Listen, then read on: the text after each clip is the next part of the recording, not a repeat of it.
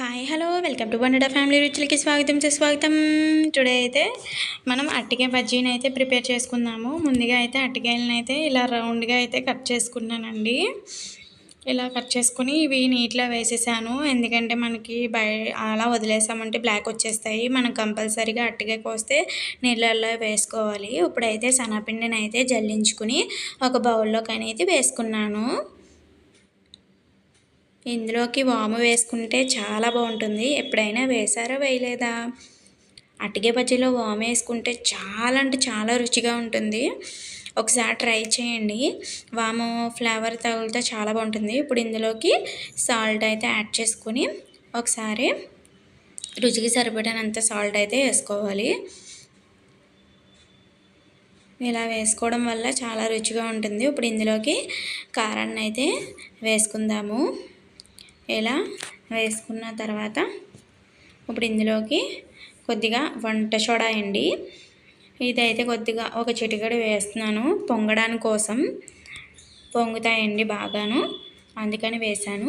ఇప్పుడైతే ఇది బాగా కలిపేసుకున్న తర్వాత ఇందులోకి వాటర్ పోసుకొని కొద్దిగా జారుడు కన్సిస్టెన్సీగా కలుపుకోవాలి.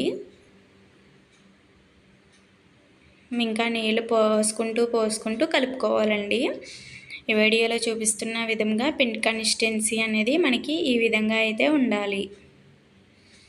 ఇలా ఉంటే మనకి బాగా వస్తాయి.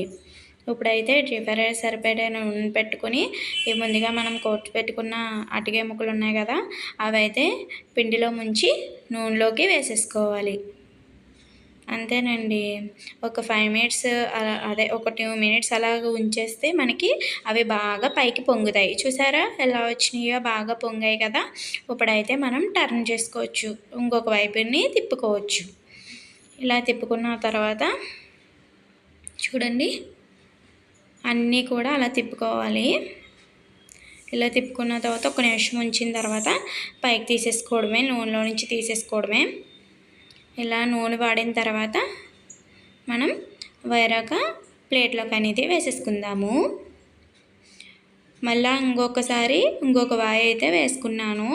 ఇలా మొత్తం మీకు ఎన్ని వాయిలు అవుతాయో అన్ని వాయిలను అయితే వేసుకోవాలి. నేను ఇక్కడైతే ఒక పెద్ద అరటికాయని అయితే తీసుకున్నాను.